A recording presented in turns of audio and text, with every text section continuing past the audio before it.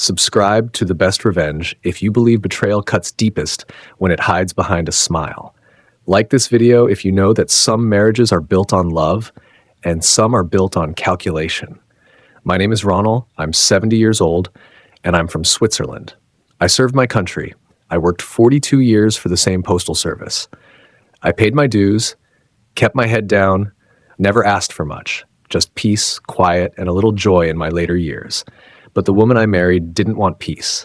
She wanted my pension, and I might have never found out if she hadn't left that letter in her coat pocket. I met Marlene at a community fundraiser for retired veterans. She was 22 years younger, sharp, beautiful, the kind of woman who made every man in the room forget their arthritis. She brought me tea, laughed at my stories, and called me charming in front of strangers. At first, I thought she was being polite, but she kept calling, bringing meals, asking questions about my life, about my schedule, my pension, my will. Still, I was lonely. My wife had passed 10 years earlier. My son lived abroad, and honestly, it felt good to be seen again. So when she said, "I don't care about age, I care about how you make me feel," I believed her.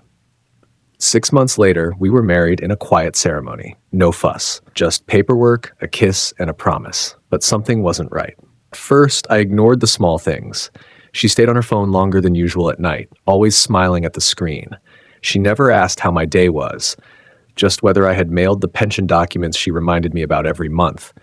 She never introduced me to any of her family, said they were distant or complicated. But I was 70.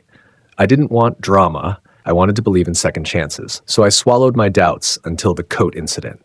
It was a Wednesday. She had gone out to yoga, forgot her jacket, and it had started to rain.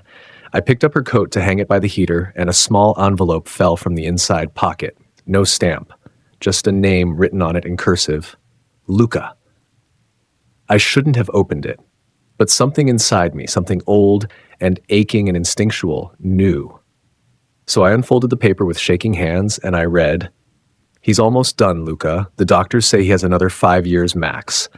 Once I get full access to the pension, I'll come to Italy. Be patient. You know I hate pretending to love him." My knees nearly gave out. I sat on the floor, alone in a quiet house I had once hoped would be filled with warmth, and instead was now flooded with something colder than winter. She wasn't just using me.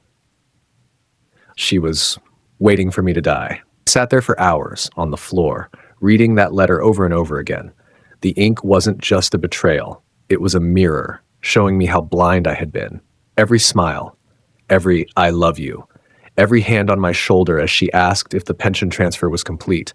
It had all been an act. I didn't cry that night, not because I wasn't broken, but because something in me, something quiet and powerful, snapped back into place. I remembered who I used to be. Not the lonely old man in a cardigan, but a postal worker who had delivered final notices, processed divorce packets, and once helped a friend escape a fraudulent mortgage. I knew how paper trails worked, and I knew how to play the long game. So I didn't say a word to her. The next day, I kissed her cheek when she returned from yoga. I smiled when she asked about dinner. I even told her I was thinking about rewriting my will to include her name more prominently, and her eyes lit up. "Really? Oh, Ronald, that means so much to me." Liar. So I began preparing. First, I visited my attorney, quietly. We made a new will, airtight and specific. Everything, the house, the pension, my savings, was to go to a children's medical foundation I'd supported for 30 years. Not a single franc for her. Second, I opened a new bank account. I began transferring small amounts weekly from my main account, so slow she'd never notice. Third, I changed the beneficiary on my pension paperwork.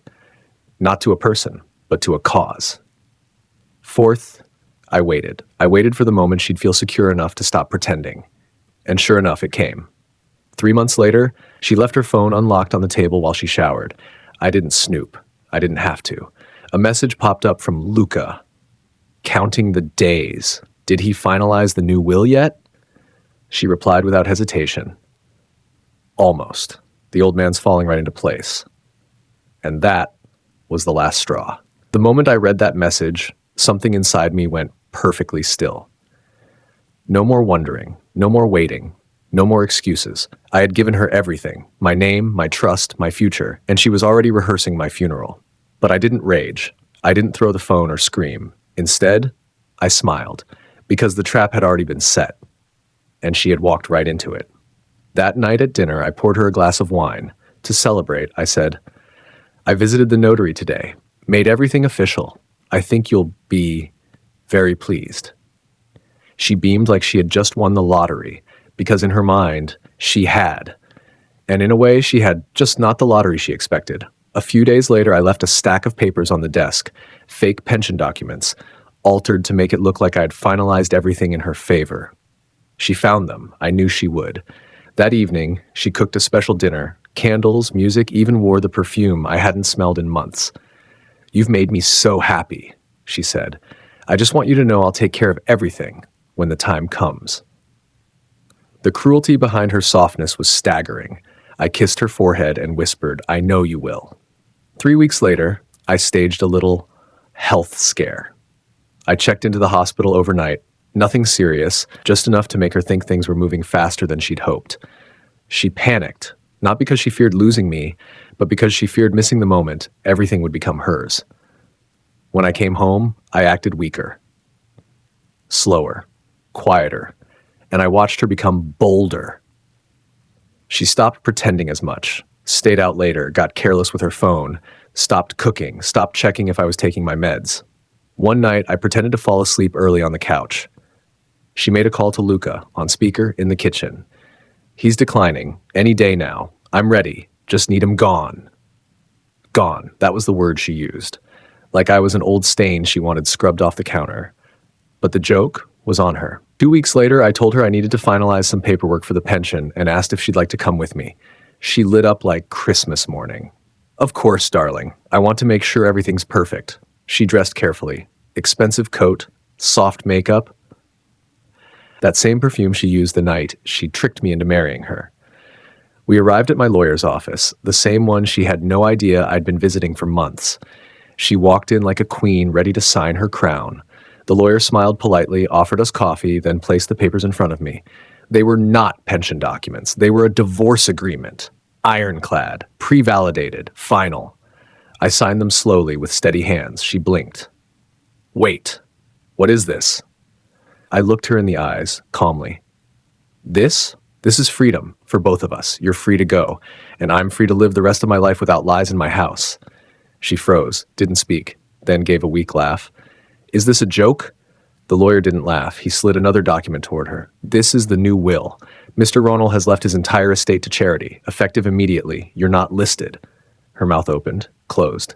Then she whispered, "But I thought." I leaned in slightly and said the words she never expected. "You should have hidden that letter better." Silence. She stood up without another word, stormed out of the room, her heels clapping like gunshots in the hallway. I never heard from her again. Not a call, not a message, nothing. Luca probably never got the villa in the Alps she promised him.